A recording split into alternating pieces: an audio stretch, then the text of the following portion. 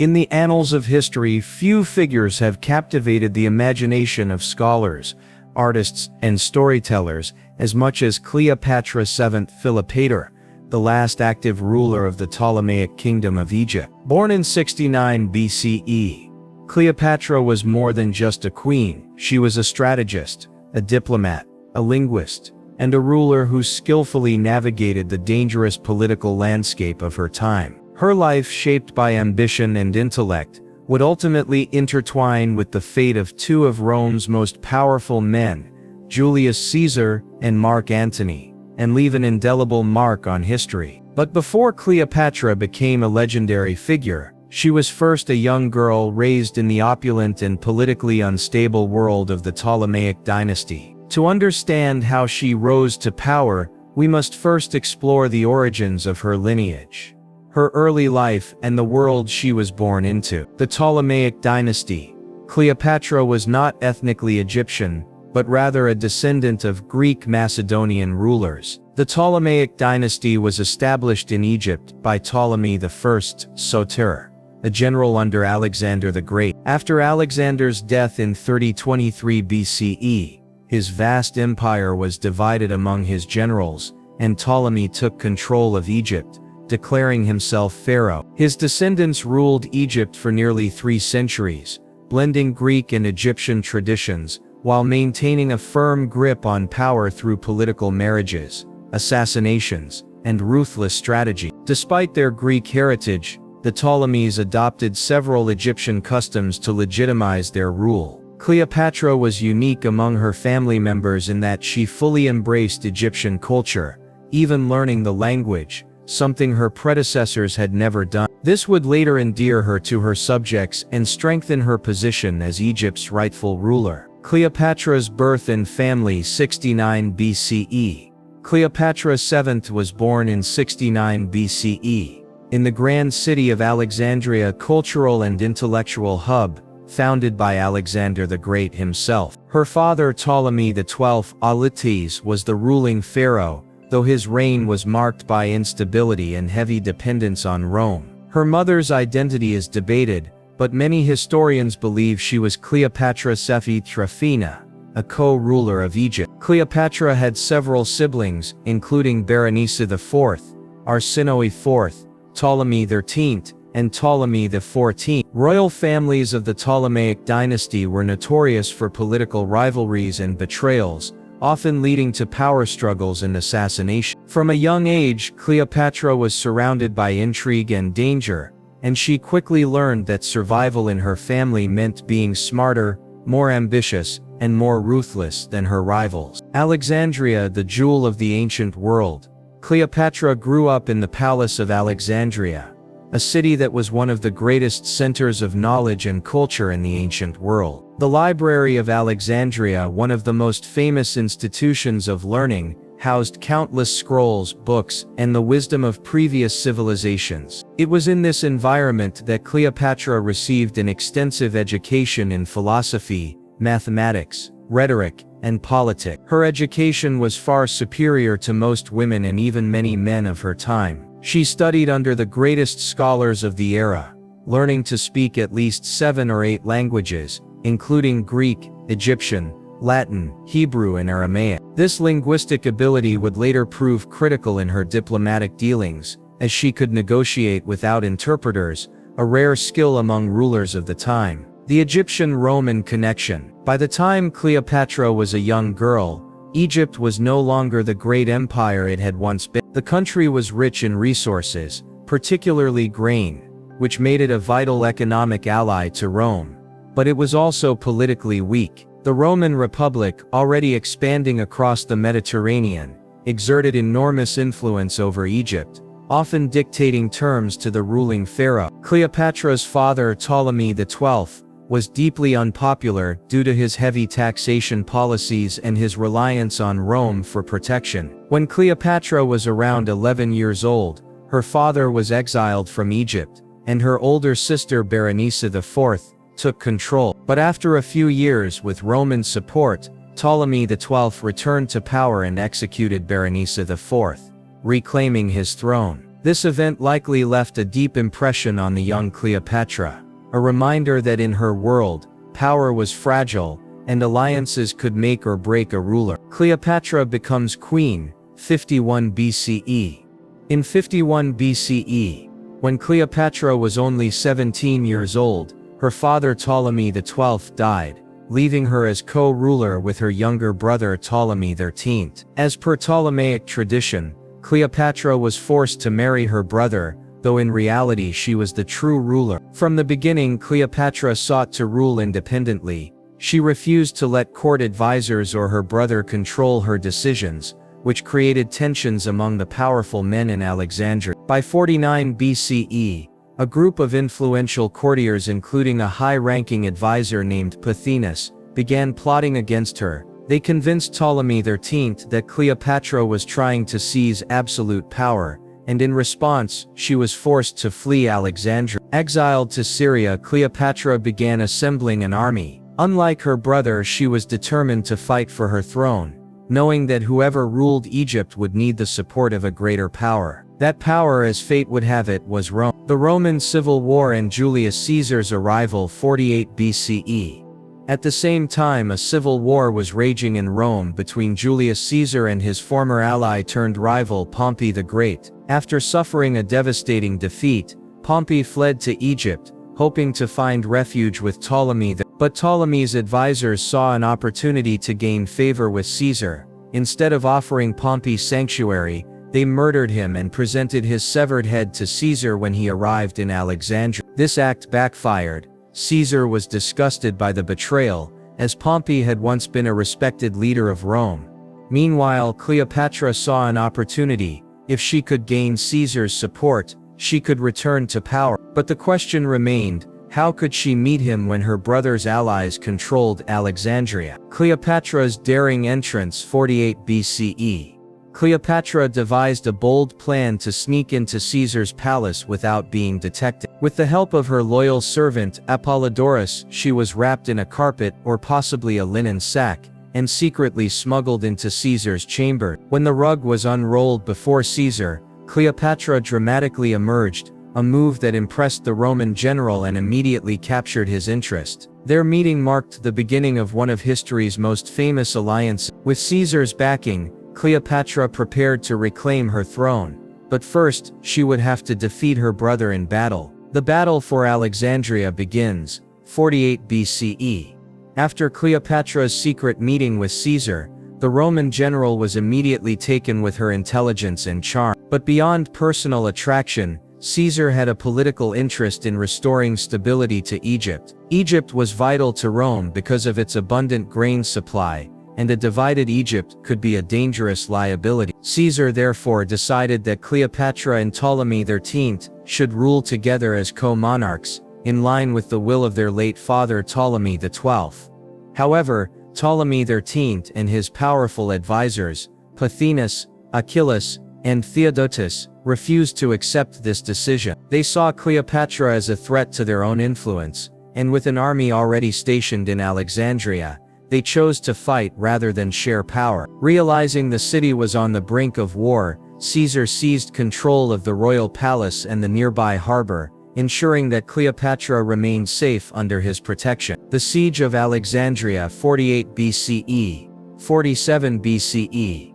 Tensions escalated quickly as Achillas, one of Ptolemy XIII's generals, led a massive army of 20,000 soldiers against Caesar. Though Caesar had only 4,000 Roman troops, he was a brilliant military strategist, and immediately took up defensive positions inside the palace and surrounding areas. The Egyptian army surrounded Caesar's forces, cutting them off from supply. Cleopatra remained inside the palace, working closely with Caesar to secure the loyalty of key Egyptian factions.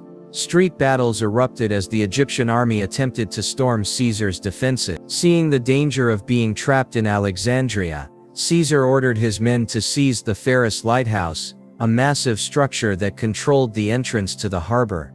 The lighthouse was crucial for naval dominance, and whoever held it could control the movement of ships. During the battle, in a desperate attempt to prevent Ptolemy's forces from taking advantage of Alexandria's fleet, Caesar ordered the burning of Egyptian ships in the harbor. Unfortunately, the fire spread uncontrollably, and parts of the famous Library of Alexandria were destroyed in the chaos. Despite the overwhelming numbers against him, Caesar held out, waiting for reinforcements to arrive. Ptolemy XIII's desperate moves.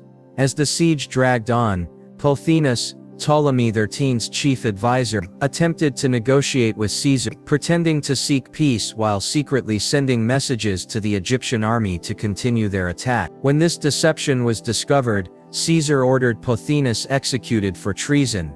With Pothinus dead, Cleopatra's younger sister Antony IV saw an opportunity to claim power. She escaped the palace and joined the Egyptian army, declaring herself Queen of Egypt in opposition to Cleopatra. Antony, though only a teenager, allied with Achilles and took command of Egyptian forces. To solidify her rule, she had Achilles executed and replaced him with a general named Ganymedes. Under Antony's leadership, the Egyptians intensified their attacks against Caesar. At this point, Caesar and Cleopatra were in serious danger, as their food and supplies ran low. It became clear that if reinforcements didn't arrive soon, they would be overwhelmed. The arrival of Roman reinforcements, 47 BCE. After several months of intense fighting, Caesar's reinforcements finally arrived from Syria, led by the Roman general Mithridates of Pergamon. These fresh Roman legions landed in Egypt and began advancing towards Alexandria. Ptolemy XIII, believing victory was still possible, left Alexandria with his army to stop the reinforcements. This was a fatal mistake. Caesar, now free from immediate pressure in the city, launched a counterattack and pursued Ptolemy XIII's force. The decisive battle took place on the Nile River. During the battle, Ptolemy XIII attempted to flee, but drowned in the river while trying to cross it. With his death, the Egyptian resistance collapsed. Cleopatra's enemies, Ptolemy XIII, Pothinus, Achilles, and Antony IV, had all been defeated. Cleopatra had won the war for Egypt. Cleopatra becomes Queen of Egypt, 47 BCE. With the war over, Cleopatra was officially restored as pharaoh, ruling alongside her surviving brother Ptolemy XIII, whom she married as a political formality. However, she was now the undisputed ruler of Egypt, with Rome as her most powerful ally. As a gesture of goodwill, Caesar pardoned Antony IV and sent her into exile in Ephesus, though she remained a potential threat to Cleopatra in the years to come. Cleopatra and Caesar's relationship strengthens. With Egypt now secure, Cleopatra and Caesar spent several months together in Alexandria. During this time, Cleopatra became pregnant with Caesar's child. The two embarked on a luxurious trip along the Nile, during which Cleopatra presented herself as the reincarnation of the goddess Isis, strengthening her divine image among the Egyptian people. Cleopatra dreamed of an Egyptian-Roman alliance, with Caesar at her side, ruling as an emperor. Eventually, in mid-47 BCE, Caesar departed Egypt, leaving behind 3 legions in Alexandria, to protect Cleopatra's rule. Cleopatra's visit to Rome, 46 BCE. 44 BCE. In 46 BCE, Cleopatra traveled to Rome, accompanied by her young son Caesar. She stayed in Caesar's villa outside the city and was treated as a foreign monarch rather than an ordinary guest. However, her presence was controversial among the Roman elite. Many senators and noblewomen disapproved of Caesar's open relationship with Cleopatra. Caesar erected a golden statue of Cleopatra in the Temple of Venus, further cementing her association with Roman power. Cleopatra hoped that Caesar would recognize their son as his heir, but the Roman general never officially acknowledged Caesar. Despite the tensions, Cleopatra's influence in Rome was undeniable, and she remained at Caesar's side until a shocking event changed everything. The assassination of Julius Caesar, 44 BCE. On March 15, 44 BCE, Julius Caesar was assassinated by a group of senators led by Brutus and Cassius. Cleopatra, still in Rome at the time, immediately sensed the danger to herself and her son. Without Caesar's protection, she was vulnerable to the political chaos that followed his death. Fearing for her life, Cleopatra left Rome and returned to Egypt, determined to secure her throne and protect her son.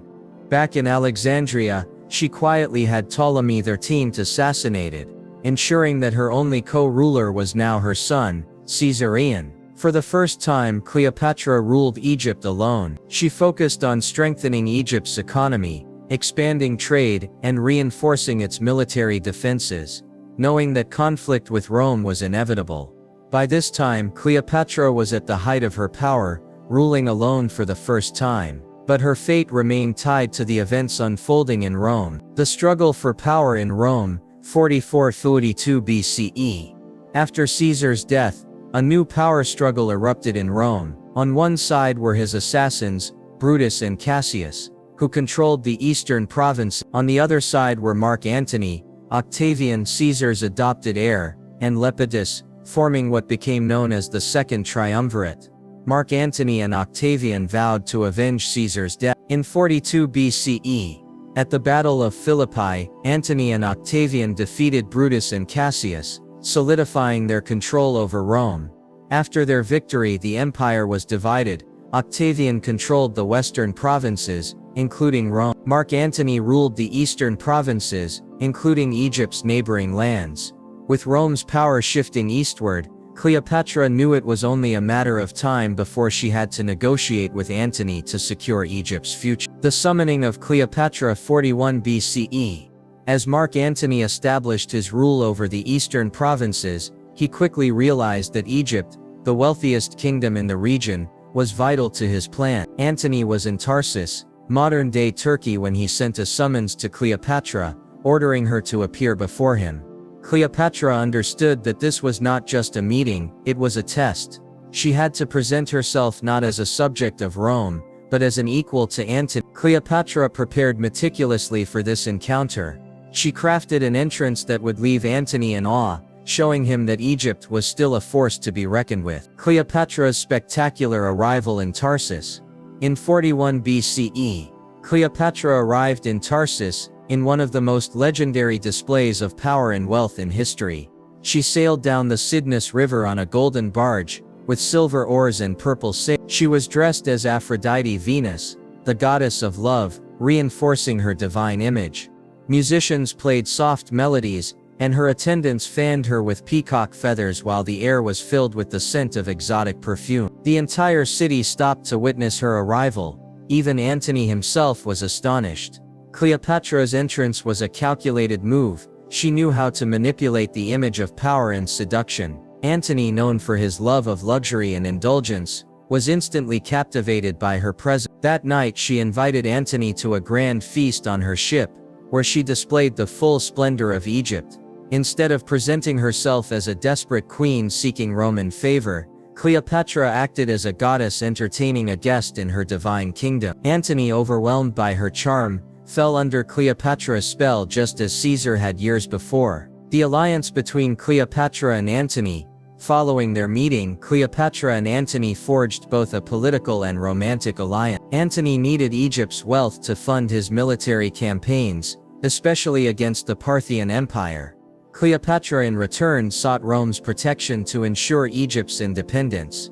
This alliance quickly became one of the most famous relationships in history. Antony followed Cleopatra back to Alexandria, where they spent the winter together in luxury and celebration. He embraced Egyptian customs, even dressing as an Egyptian pharaoh at times. Cleopatra gave birth to twins, Alexander Helios, and Cleopatra Selene, further cementing their bond. Despite his deepening relationship with Cleopatra, Antony knew that his power in Rome still depended on maintaining ties with Octavian. Conflict with Octavian. As Antony's time in Egypt stretched on, Octavian became increasingly suspicious of his ambition. Antony was still married to Octavian's sister Octavia, but he spent most of his time with Cleopatra. He granted Cleopatra territories in the eastern Mediterranean, further angering Rome. Rumors spread that Antony intended to make Alexandria the new capital of the empire, replacing Rome. By 32 BCE, tensions had reached a breaking point. Octavian declared war, not on Antony directly, but on Cleopatra, branding her as a dangerous foreign queen who had corrupted Antony. This led to the final war between Antony and Octavian, a conflict that would decide the fate of Cleopatra and the future of Egypt. Octavian's propaganda war against Cleopatra. Octavian was a master of propaganda, and he knew that framing this war as a battle against Cleopatra, not Antony, would unite Rome against them. He spread rumors that Antony had abandoned Roman traditions and fallen under Cleopatra's control. He claimed that Cleopatra bewitched Antony with her charms, making him a slave to Egypt. He forged Antony's will, presenting it to the Roman Senate. The document allegedly stated that Antony wanted to be buried in Alexandria instead of Rome, planned to make Caesarion, Cleopatra's son, the true heir of Rome, instead of Octavian. The Roman public, already uneasy about Cleopatra's power, turned against Antony. In 32 BCE, the Senate officially declared war not on Antony but on Cleopatra. This was a strategic move by Octavian. By making Cleopatra the primary enemy, he avoided the optics of another civil war and framed it as a patriotic war against a foreign invader. Antony and Cleopatra's military preparations. Facing an imminent invasion, Cleopatra and Antony mobilized one of the largest military forces in history. They assembled 500 warships, 50,000 infantry soldiers, and 12,000 cavalry units. Cleopatra personally funded much of the military effort, using Egypt's vast wealth. The fleet was positioned in Greece, preparing to stop Octavian before he could reach Egypt. However, Antony made a crucial mistake. Instead of relying on his strength in land battles, he chose to engage Octavian at sea. This decision was influenced by Cleopatra, who believed their fleet could break Octavian's navy before a ground war was necessary. The Battle of Actium, 31 BCE.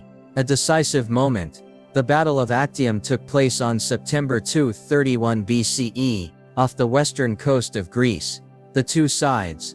Octavian's forces, led by the brilliant general Agrippa, they controlled a highly disciplined fleet. Antony and Cleopatra's forces, their fleet was larger but less maneuverable, consisting of heavily armed ships. The battle begins. As the battle started, Agrippa's forces used superior naval tactics, surrounding Antony's ship. Cleopatra's treasury ships were placed at the rear of the fleet, filled with gold and supplies. Antony's ships struggled against faster, more agile Roman vessels, and soon they were in disarray. At a critical moment, Cleopatra's fleet suddenly turned and fled the battle, sailing away with the Egyptian treasury ships. Some historians suggest that Cleopatra believed the battle was lost and sought to escape before being captured. Others argue that it was a pre-planned retreat, a calculated move to preserve Egypt's wealth. Seeing Cleopatra leave, Antony lost all morale. Instead of rallying his forces, he abandoned his fleet and followed Cleopatra, leaving his remaining troops behind. With Antony and Cleopatra's departure, Octavian's navy crushed the remaining Egyptian forces. The battle was lost. The aftermath of Actium. The fall of Egypt. The defeat at Actium marked the beginning of the end for Antony and Cleopatra.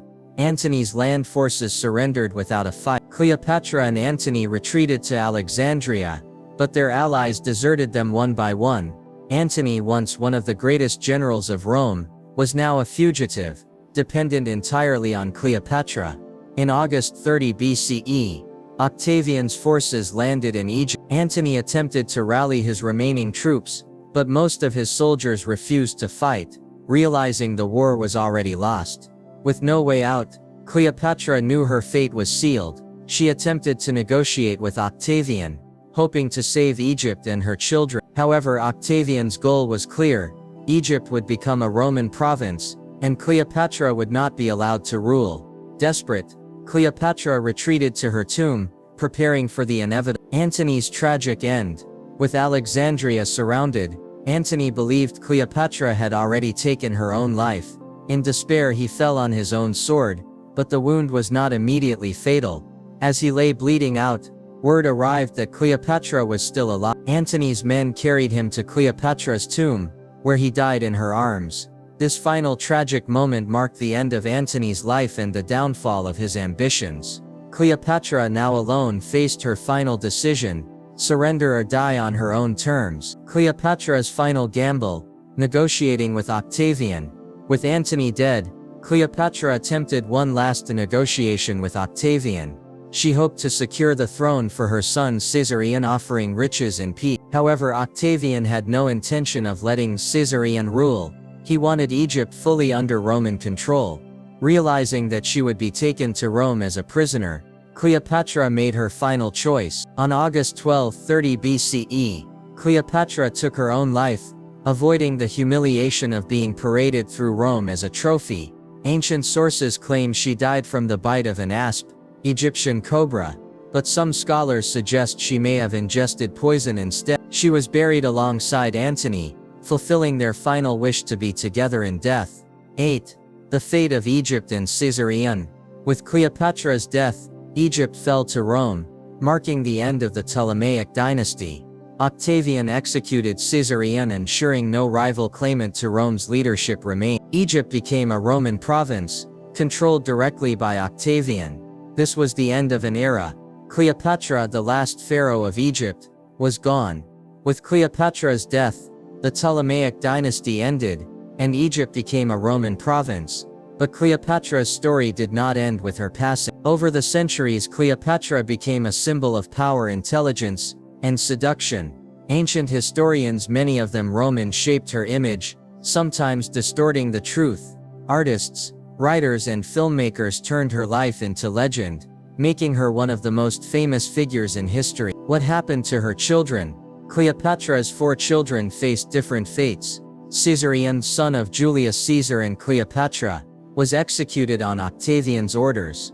Octavian reportedly said, "2 Caesars is one too many." His death ended any challenge to Octavian's rule. Alexander Helios and Ptolemy Philadelphus, sons of Antony and Cleopatra, disappeared from historical records, likely died young. Cleopatra Selene II, daughter of Antony and Cleopatra, survived and was taken to Rome. Married to Juba II, king of Mauritania, North Africa, became a powerful queen in her own right, ruling for decades. Though Cleopatra's direct lineage vanished, her bloodline continued through her daughter's descendants. The Roman perspective on Cleopatra. Cleopatra's image was largely shaped by Roman historians, many of whom were biased against her. Octavian, later Augustus, controlled the narrative. He wanted to justify his war against her. Roman writers portrayed her as a manipulative seductress, responsible for corrupting Antony. Dio Cassius, a Roman historian, wrote that Cleopatra was a woman of insatiable ambition, who lured Antony away from his duty. However, the truth was more complex. Cleopatra was a brilliant politician, not just a temptress. Her alliances with powerful men were political decisions to protect Egypt. She spoke multiple languages, commanded armies, and ruled Egypt effectively. Despite Rome's attempts to diminish her, Cleopatra's legend endured. The search for Cleopatra's tomb. One of history's greatest mysteries is the location of Cleopatra's tomb. Ancient sources claim she was buried alongside Mark Antony in a grand mausoleum in Alexandria. Over the centuries, earthquakes and rising sea levels have destroyed much of ancient Alexandria. Some archaeologists believe her tomb lies beneath the modern city or underwater. The search continues. If her tomb is found, it could reveal new details about her life and death. Cleopatra's influence transcends time. She remains a subject of fascination, debate, and admiration. She ruled one of the most powerful civilizations on Earth. She navigated the politics of Rome and shaped the course of history. She left behind a legacy that has lasted over